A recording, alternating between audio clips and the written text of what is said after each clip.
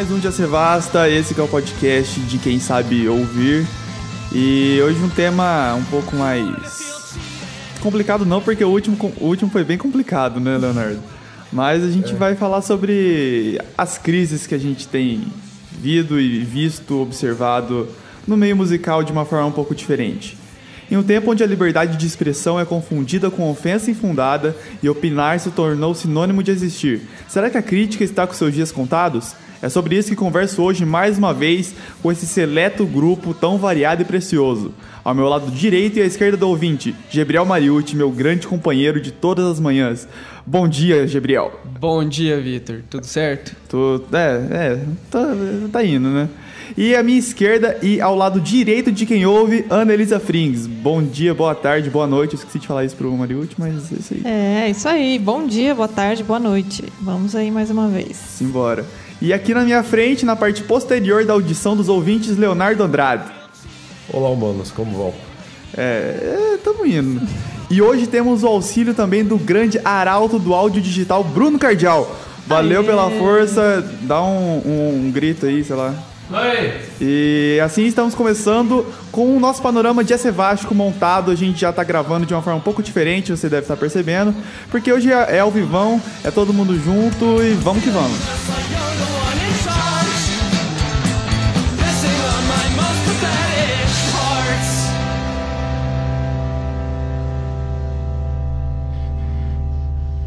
Bom, para começar, acho que a gente deveria talvez fazer um pouco da definição escolástica e acadêmica do que seria uma crítica ou o que a gente vai falar. Afinal, de que crítica a gente tá falando, né? O que vocês acham? Eu queria saber. Quando eu penso em um crítico de qualquer coisa, seja literatura ou música, tem que ser alguém que tá bem ciente do que distingue o meio que ele tá criticando dos outros. Então é uma pessoa que tem que ter algum conhecimento de causa, é daí que vai derivar a autoridade dele pra dar os pitacos, é o que vai diferenciar o cara do seu tio nos comentários, basicamente. Eu sigo mais ou menos isso aí que o Léo falou. A pessoa tem que ter conhecimento do que ela tá falando e também a crítica dela tem que... Não é só falar aquilo que quer, né? Aquilo que quer e o que pensa. Eu acho que também tem que ter uma base ali, uma estrutura até pra ser uma crítica construtiva, né? É isso aí. Acho que a impressão que dá é alguém que está, pelo menos há algum tempo, vendo aquilo, né? Para poder falar.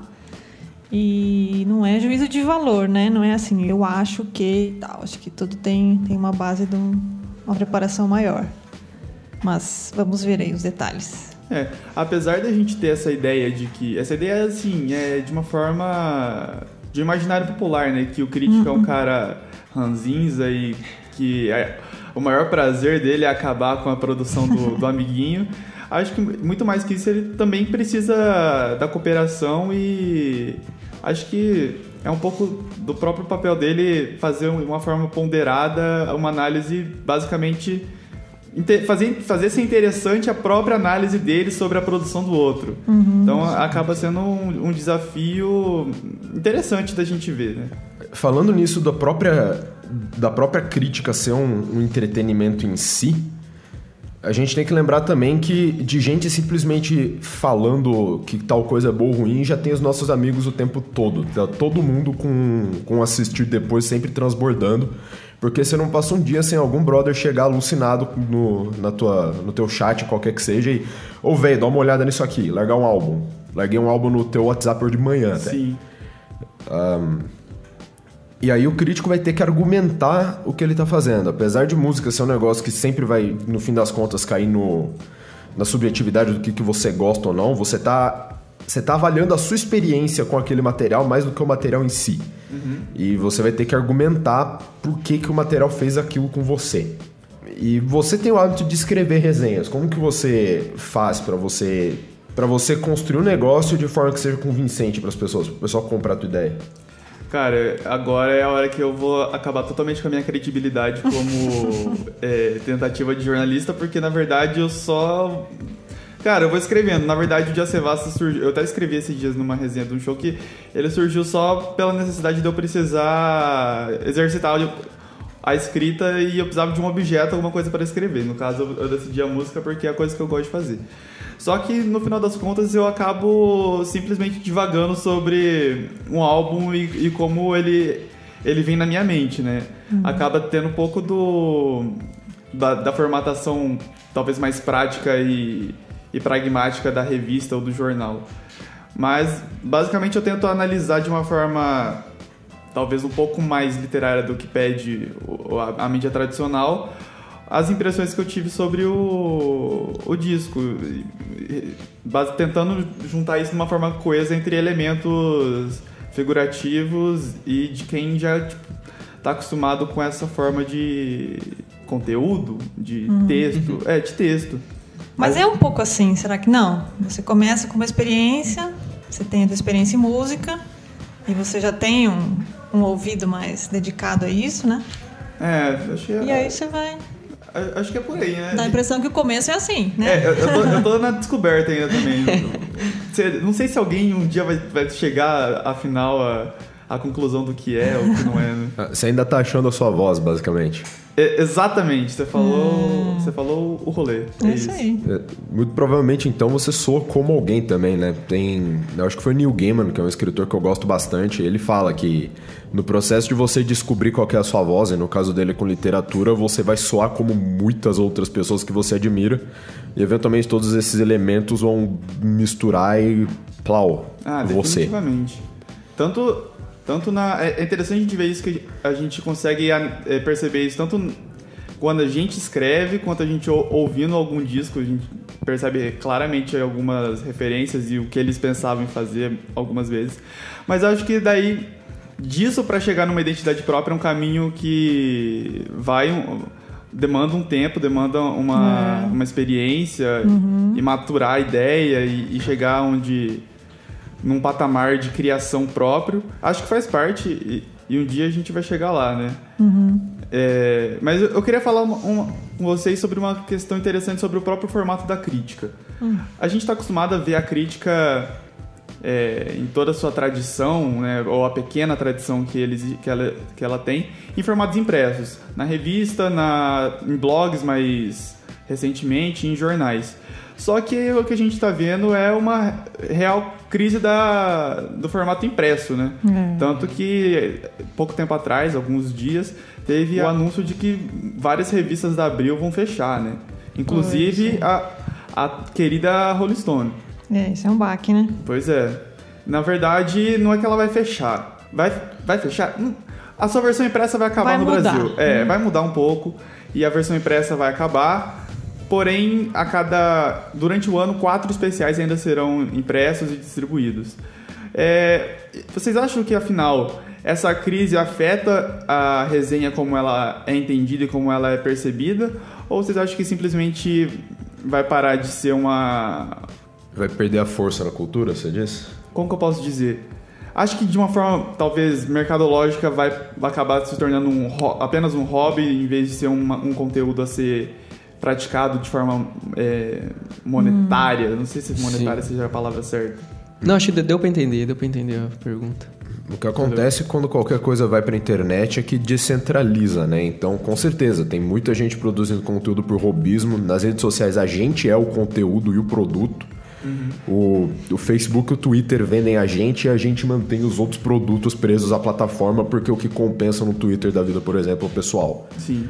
E todo mundo tem a experiência de ser conduzido a testar alguma coisa, um produto, ouvir um álbum, whatever, porque alguém disse alguma coisa em algum lugar e você viu, nesse tipo de ambiente internet. E se você quiser manter a força e o alcance que você precisa para ser mercadologicamente viável, você tem que aprender a usar as particularidades do teu formato. Se você tentar importar ipsis literis o que você faria numa Rolling Stone da vida para a internet, muito provavelmente você não vai funcionar. Eu acho que você se adaptar como as novas formas é interessante. Eu sou a favor, só que eu acho que tem que ter um limite ali pra gente entender. Até que ponto vai ser, como vocês mesmos falaram, esse meio que um hobby daí, qualquer um ir lá e poder gravar algo falando sobre um determinado álbum, e até que ponto daí isso vai vai ser interessante e bem feito, assim, por alguém que entende do assunto, como era antes nos meios impressos. Eu acho que a gente está, assim, na verdade, no meio de um momento de mudança, né, também. Porque se você pensar a própria indústria da música, vamos dizer, né, como que mudou o consumo de CD para tudo via internet, ou compra, ou baixar a música diretamente na internet, né? Isso aí já é um primeiro passo, né? Então, como que uma mídia impressa ou mídias ou formas que a gente via mais antigamente vão se adaptar a isso ou estão, né, estão se comportando em relação a isso? Então, sim, com certeza o mercado está mudando. Então, agora, exatamente dizer o que é que vai funcionar ou não, eu acho que nós estamos ainda tateando, assim, né? Acho que o pessoal tá vendo como que vai ser feito e tal, esses novos formatos, como que... A que público atender também, né? Qual é o público? Vai ser mais segmentado ou não? Sim, eu acho bom pela possibilidade, né? Muita gente, talvez, ali vai ter a possibilidade, quem quer fazer um trabalho sério ali, vai ter a possibilidade de produzir seu material. Então isso eu acho que é muito bom. Você dá oportunidade para mais gente entrar aí nesse ramo da crítica, né? De poder. Da mesma forma que pode democratizar, né? Alguns acessos, né? O fato de ser uma plataforma, vamos dizer, um espaço mais aberto. Não sei como que vai atingir exatamente a quem está esperando ou a quem precisa, né?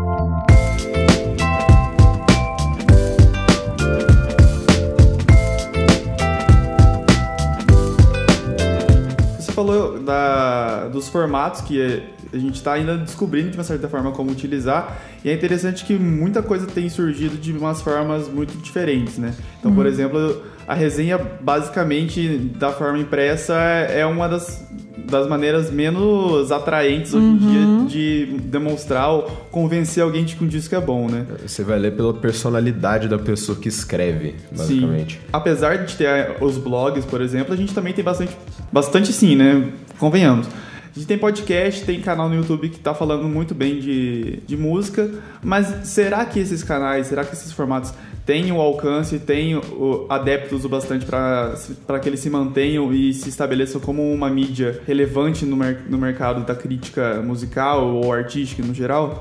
Eu não consigo pensar de cabeça em nenhum brasileiro no YouTube que esteja fazendo isso, mas eu sei que você também consome estrangeiros. Tem o Anthony Fantano, que ele é um cara que ele não segmenta muito. Hi everyone, Anthony Fantano here, the internet's busiest music nerd. And it's time for a review of the brand new Arctic Monkeys album, Tranquility Base Hotel and Casino. Lindo. Maravilhoso, rei dos memes. Ele faz resenha de meme também, gente, no canal secundário. E o que eu vejo acontecer é que é tudo bem... Tirando o Anthony, eu vejo os outros caras segmentando bastante. Além dele, eu assisto dois caras que são o Cover Killer Nation e o Notes, que... O Cover Killer basicamente fala de rock, metal, e entra um tanto em música extrema, mas secretamente ele é um cara bem progzeiro. E o Notes não tá nem aí, ele deixa na cara que o negócio dele é progressivo. E esses caras meio que têm credenciais como comunidade específica e é esse povo que tá assistindo eles. Se você consegue meio que bater com a sua carteirinha de eu manjo desse setor aqui pra um grupo específico e você cria essa fanbase cativa, você consegue pelo menos se firmar. Não sei se o Notes vive disso, suspeito que não, mas o Anthony vive viajando para evento, indo pra VidCon. E ele é notório o suficiente pro Post Malone ter ficado pistolíssimo com ele, incluindo um verso falando mal dele num álbum novo. Sim, cara.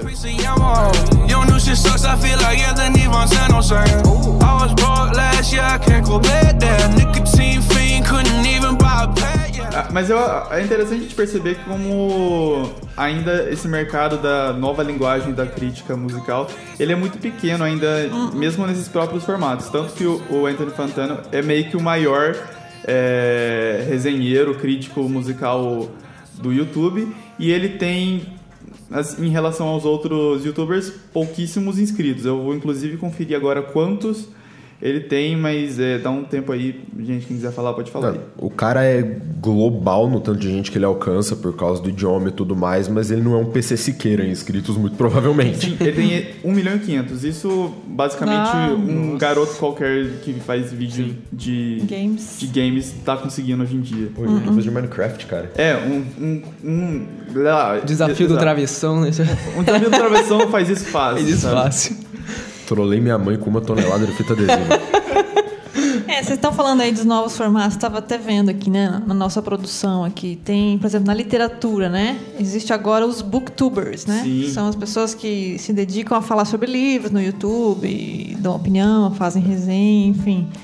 E estava vendo um pessoal da crítica da literatura mesmo, aqueles caras... Os cânones, né? As instâncias de legitimação da arte e tal, dizendo, olha, é tudo muito novo, tudo, mas... Enfim, pelo menos estamos falando de literatura, né? Sim. Então, está sendo falado, está sendo abordado. Então, acho que na música é a mesma coisa, né? Tendo um espaço para ser falado e para ser tratado, acho que os cânones também da música vão aprovar e vão sentir que está atingindo o pessoal. Acho né? que o que vai mudar é a proximidade mesmo que o público vai ter com quem está emitindo opinião, né? Porque, na verdade, opinião todo mundo tem. Acho que daí o que difere é que a pessoa vai talvez se enxergar em quem ele está assistindo e daí isso também acaba gerando a fidelização do próprio público do canal. É muito louco que esses caras são quem, como a Ana disse, vai acabar sendo as instâncias de legitimação de uma porrada de produtos artísticos diferentes. Só que como agora você pode ser um youtuber resenheiro tendo uma câmera, uma conexão e mais nada, acaba que o público legitima quem vai ser o legitimador da arte posteriormente. Porque o Anthony não era ninguém antes dele começar. Ele é um cara com a câmera, com uma ideia. Muita coisa na internet começa assim. E hoje em dia ele é the internet's busiest music nerd. Joga o poder pro público, né? O poder tá mais com o público. Quem agora. decide o que é o que não é, na verdade, é a quantidade de likes que você vai ter em cada vídeo, né? As métricas do YouTube estão bem zoadas ultimamente. Se você acompanha a comunidade de criadores, você vê que, por exemplo, inscritos estão ficando cada vez menos relevantes. Porque o algoritmo pode te esconder de quem assiste. Isso é um tipo de dificuldade que você não tinha se você estivesse escrevendo para uma revista que o cidadão tem que pagar dinheiros para ter aquele negócio. O YouTube é outro rolê e o pessoal tá tendo que fazer altos malabarismos.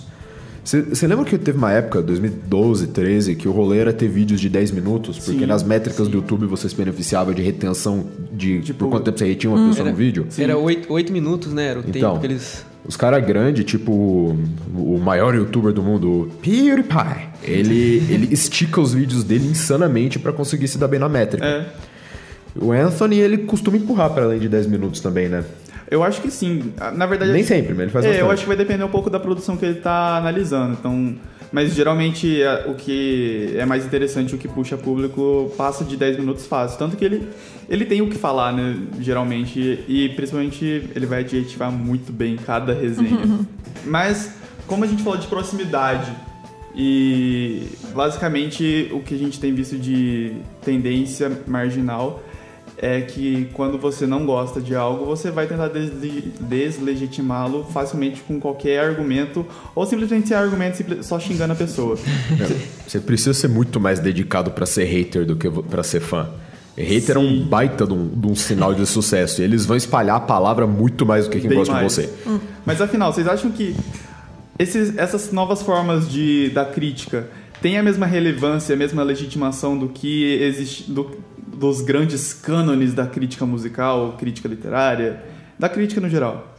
Eu ainda continuo, acho que, imaginando o cenário que é diferente, né, agora. Então, como que nós não vamos considerar a influência da internet ou como que as coisas se espalham pela internet? Então, eu acho que é um momento diferente. Acho que não dá para ficar preso no passado também, como funcionava a crítica da literatura, né? Ou como que as coisas se davam. Até porque a produção é diferente, as influências são outras, o tempo evolui, né? Então, eu acho que ainda é um meio que está, assim, como a gente já falou, está se estabelecendo ainda, né? Tá, mas, sei lá, a ser observado. Eu nem convivi com algum expoente da crítica musical desde que eu comecei a consumir esse tipo de material, porque era um negócio que já tava meio que sumindo pelas rachaduras da mídia quando eu comecei a prestar atenção. Sim. Se for pra eu pensar num tipo de crítico que tem uma força cultural maior, eu penso num crítico de videogame. Mas eu não vejo o crítico musical ter esse tipo de poder, assim. Mesmo, sei lá, youtubers de videogame, por exemplo, eles são muito maiores do que a galera que mexe com música. Porque eles têm uma vantagem que é que eles podem produzir horas e horas e horas e horas de conteúdo baseado em um jogo. E às vezes não precisa nem ser um let's play. Só que álbum... Você não vai ver um álbum de 2 horas. Eu não tenho nenhum em mente. Deve existir. O Therion tá lançando uma ópera de 3 horas, mas... Ah, mas é um cara, né? É uma obra. Até por... Acho que por isso mesmo a crítica de videogames e literária é um pouco mais estabelecida já pela questão do tempo, né? Porque claro. Você não vai direto atrás de um videogame sem dar uma olhada no que a galera Já especializada tá achando. Já uma música, você vai lá, ouve 2, 3 músicas do Spotify e se você gostar, gostou, não gostou, passa pra próxima. Mais subjetivo, parece. Muito mais fácil. Você não faz um... Geralmente você não pode fazer o test drive de um videogame desse jeito, aí você depende do crítico pra decidir se você vai botar os seus 250 temers num jogo de PlayStation 4. Não é nada barato. E acho que a música tem mais sentimentos também, né? Será que não? De quem tá ouvindo, se mexe com... Sim. Né? Coisa... acaba sendo uma É uma experiência instância... muito única, né? Não me façam defender o videogame, gente. Apesar de que nós aqui somos suspeitos pra falar, né? Dos efeitos da música e tudo, mas acho que tem um pouquinho também das emoções. Ah, com certeza.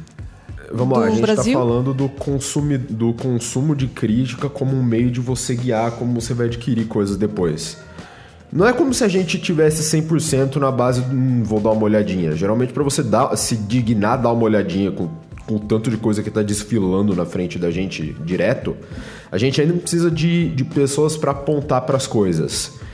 E eu não vejo um crítico, nem que seja um cara do calibre do Anthony, por exemplo, ou do Notes pra galera do prog, tendo mais força do que um brother te mandando uma mensagem, ou, por exemplo, você vê um cara de uma banda que você já gosta vestindo uma camiseta de outra banda. Sim.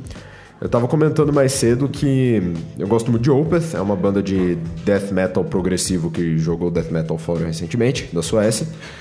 E na gravação do último álbum deles estavam produzindo vídeos e num desses vídeos o frontman tava com a camiseta de uma banda italiana de rock progressivo dos anos 70, que eu não conhecia, só que eu vejo aquela estampa esquisita escrito Museu Rosenbach. Pronto, eu tenho compromisso já. Mas e você foi atrás? Fui, ouvi o álbum inteiro no mesmo dia sem fazer mais nada junto, luz apagada do escambau. Ouvi com uma experiência sequencial o álbum de cabo a rabo, importante. E o veredito? Eu ainda ouço Museu Rosenbach. Justo. Tem uma reportagem, uma matéria da revista Bravo. Recentemente eles fizeram um texto sobre o fim da crítica. E apesar deles abordarem especificamente a crítica literária, o Fabrício Capinejar, que é um escritor brasileiro, um dos mais influentes das redes sociais hoje em dia, ele falou uma coisa interessante, que é o seguinte...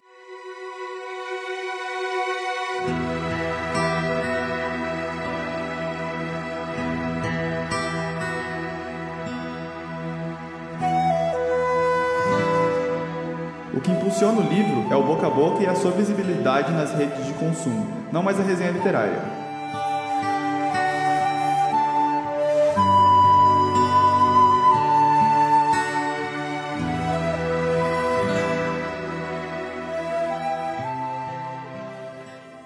Agora eu vou falar, né? Não é o Carpinejar, infelizmente. Se essa é uma realidade para mídia em que o pessoal já está acostumado com a leitura, né? Então... seria no mínimo um pouco mais de predisposição para ler uma resenha. Imagina pra galera que a maior atividade de quem ouve é ouvir, tá ligado? Então acaba se tornando um pouco mais complicado até pra quem vai atrás de uma leitura pra poder saber se vai ou não ouvir algo. E tem as coisas que você quer ouvir cego também. Eu faço questão de não ouvir resenha dependendo do que vai sair. Quando teve o álbum mais recente do Metallica, o Hardwired to Self-Destruct, eu acho, eu só assisti a resenha do Anthony depois, porque eu não queria ser contaminado. E direto, se tiver alguma banda que eu tô antecipando muito, eu não quero. Eu quero distância das resenhas. Às vezes eu não vejo nem o single porque eu quero ver o álbum como experiência completinha, sequencial, isolada, de uma vez só. E depois disso eu vou ver se eu concordo ou não com o crítico e possivelmente deixar um comentário passivo-agressivo. Não, mentira. E participar civilizadamente da discussão nos comentários. Mas e quando vocês discordam de uma crítica? Por acaso isso é algo determinante sobre ouvir ou não um disco? Acho que não, né? Não. Eu tô pensando aqui, cara. É que, tipo, pra discordar você já tem que ter um tiquinho de conhecimento de causa, tá ligado? Então, assumindo que você tá deixando um outro cara virar o volante pra onde você vai, que você vai dar uma olhada e tal. Eu comecei a ouvir muito mais coisa que era fora do meu normal por causa de gente que faz resenhas, além de amigo meu recomendando, mas o meu background é de metal, rock, eu saí nos metal espadinha, uns Rhapsody, depois uns Rammstein, e hoje em dia eu ouço folk punk depressivo, assim, E uns indie. E uns indies, uns math rock, eu ouço Fools, eu ouço Via Luna. Eu vou estudar com playlist de chill e lo-fi, tá ligado? Você acha então que a crítica tem uma mão aí? Eles expandem horizontes. Quando você vê uma pessoa que tem um tiquinho mais de autoridade falando, ei, mesmo que não seja só parada, dá uma olhada nisso aqui, você acaba pensando, vamos lá, porque tá tudo ao alcance dos seus dedos. Se o cara for suficientemente persuasivo, ele pode expandir os seus horizontes. E você começa a gostar de mais coisas e você tem uma experiência artística mais rica. Acho que um pouco pega sim, viu? Acho que um pouco acaba influenciando, sim. Por mais que, sei lá, se ativa alguma coisa aí no cérebro que, talvez sim e tal. Se você gosta, contribui. Se você também não concorda que lá, muitas vezes você vai atrás de saber pra ver se realmente o cara fez uma crítica que tem fundamento, né? Pelo menos vai ter um contraponto a mais. Você vai ter uma outra visão. Você já vai olhar para aqueles... Isso. Mas retomando um papo que a gente teve lá no começo sobre essas novas linguagens. A gente tá aqui falando sobre música num podcast. E tá tendo agora, mais uma vez, a Podpesquisa. Inclusive você que tá ouvindo isso, participe, isso ajuda bastante. Isso coopera muito para que nós, produtores de conteúdo... Nossa, a gente tem 3 podcasts nossos fazendo conteúdo. Ajudem o Vitor a monetizar essa bagaça. Na Podpesquisa de 2014, que foi a última que foi realizada, a categoria de música ficou lá na meiuca entre as categorias de podcast que são consumidos no país. Apesar do podcast já não ser um formato que ainda está muito estabelecido no país, né? Mas eu ainda digo, ainda não está estabelecido. Isso. Ele vai chegar em novos patamares, se todos quiserem. Quais são, para vocês, as perspectivas futuras do podcast como uma linguagem para abordar a música de uma forma um pouco diferente, inovadora, talvez? Fala sobre música. Eu acho que vai ter bem a ver com o jeito das pessoas consumirem a música. Igual agora, por exemplo, que muita gente ouve aí novamente o vinil, vai atrás de comprar os discos. Acho que isso fica interessante, porque você não fica mais só vidrado ali no seu celular, ouvindo, pesquisando no Spotify, você mesmo já ouvindo sem pagar nada. Eu acho que com essa volta, igual, por exemplo, os vinis ficando cada vez mais forte, as pessoas querendo consumir ali a mídia ali física ali, ir atrás, eu acho que isso vai contribuir bastante, porque o cara vai querer ver o que ele vai estar comprando antes de comprar. Não só o vinil, mas também a fita cassete também tá voltando, né? What? É verdade? Isso é novidade. Por quê? É mesmo? Tipo, vinil tem os audiófilos falando que é melhor e tal, mas... Eu já ia dar um fim em umas lá, então eu vou segurar. Peraí. Cassete, na moral. Não, a Polisson anunciou que... Cara, eu acho que nesse próximo mês eles vão lançar as cassetes de algumas novas produções, tipo o novo disco do Arctic Monkeys. Ô, louco. Nossa. Aqui. Eles vão soltar o Arctic Monkeys, um cassete do Planet Hemp, da Pitty, e eu acho que tinha também do Nação Zumbi. Eu só posso assumir que a hipsteragem tá mudando de fase histórica, que eles romantizam, saiu dos anos 60, 50 e caiu, trombou nos 80. Tá? Mas é a mesma tecnologia, sim? Exatamente a mesma coisa? Eu acho que sim. Então logo todo mundo com Walkman de novo, né? Eu só acho tolerável... Não, ok, eu não sou tão extremista assim, mas, sei lá, eu consigo achar da hora e romantizar um pouco a ideia se você estiver ouvindo um synthwave, tá ligado? Não, a Balaclava já faz isso faz um tempo, a Balaclava Records, mas chegar em níveis de polissom, eu acho que tá ganhando mais cada vez mais espaço, pelo menos pelos hipsters. Putz, eu pensei numa moça independente que faz música de videogame também, que tá lançando coisa em cassete. Em cassete? A Lena Raine, ela fez a trilha sonora do Guild Wars 2, ela fez de Celeste, que é bem da hora também. E ela tem um nome artístico, eu acho que é Kuraina, e ela usa pra lançar EP e álbum no SoundCloud, Bandcamp e tal. E ela tava soltando cassete. E agora eu estou vendo que isso não é um fenômeno isolado. Eu acho que isso aí vai ter que virar a pauta para um próximo programa já, porque... Música de joguinho. Isso rende. Tanto música de joguinho quanto cassete e vinil que tá voltando com tudo. Ainda mais essa novidade do cassete, é isso aí. Defina com tudo, Lou. Eu vejo mais como um fenômeno restrito a audiófilo, cara. É tipo... Quem que tem aparelho pra ouvir em casa? Todo mundo conhece alguém que tá fazendo, tá ligado? Cara, tem... Além de vinil dessa forma, também tem, por exemplo, material de colecionador mesmo, além do vinil que vem junto, além dos encartes. Tipo, tem a Noise Record Club, que é uma produtora, não sei se é uma produtora, uma editora, que vem lançando vinis exclusivos de alguns artistas da música nacional, com revistas dedicadas a eles, falando sobre a produção e sobre a pessoa.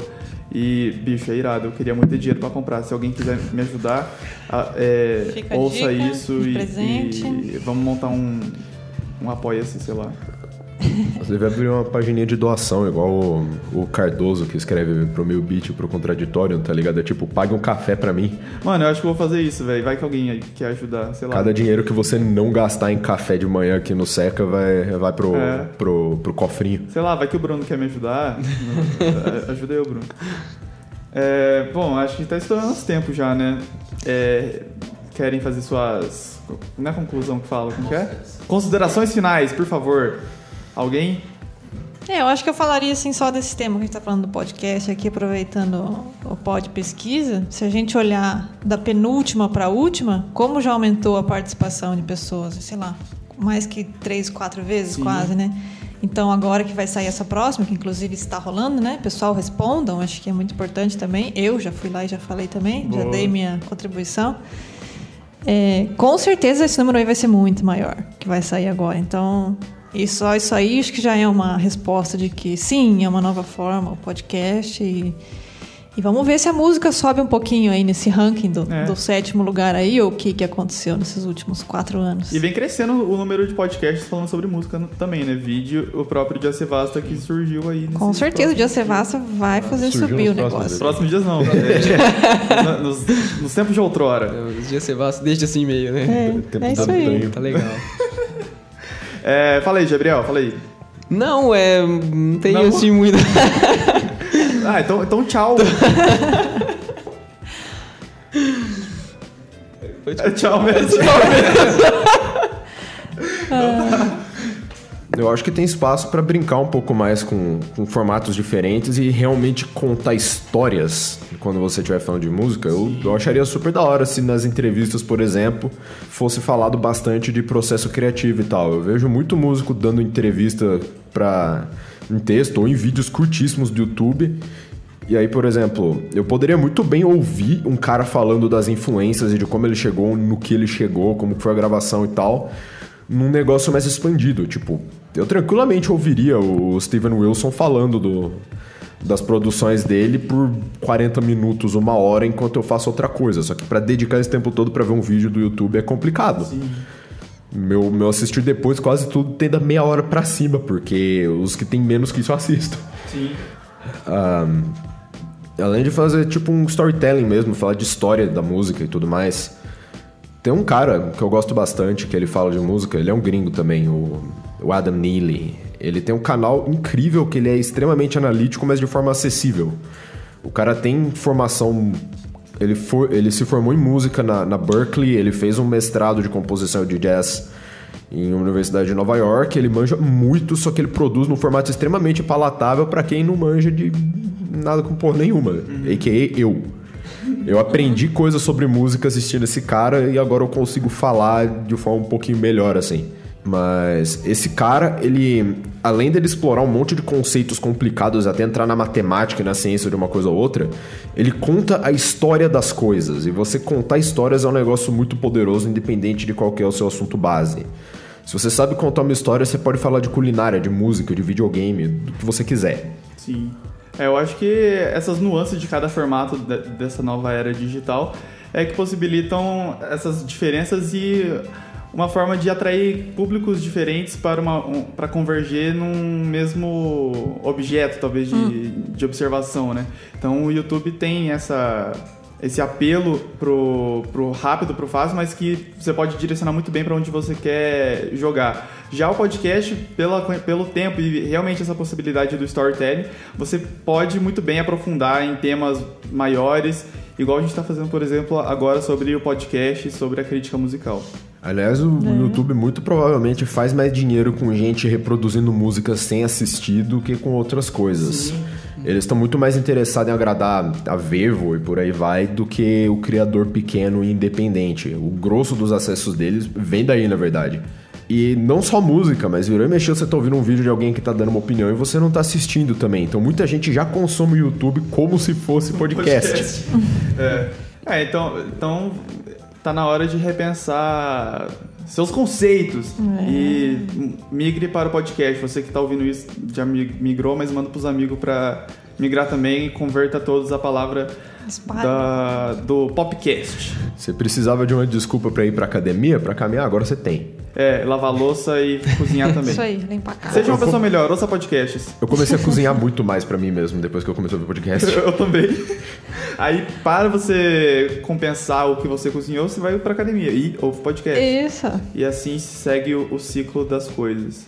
Falou. E como o ciclo das coisas segue, chegou agora ao final de mais um ciclo do episódio do Dia Sevasta, que tá acabando por aqui. Quero agradecer a participação de todos. Muito obrigado, Ana Elisa Frings, pela participação. Obrigada, foi muito bom. Valeu, Gabriel. Valeu, Toys. Valeu, Leonardo. Agora também. Anarcaluva Tieliana, meus amigos. Valeu, Bruno Cardial. Dá um tchau. Tchau, pessoal. E é isso aí. Valeu por você ter ouvido até agora. E acho que é isso. Tchau.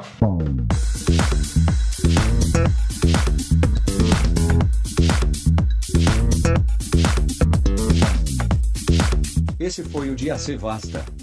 Se você gostou, compartilha com os amigos. Até a próxima. Tchau. Tchau.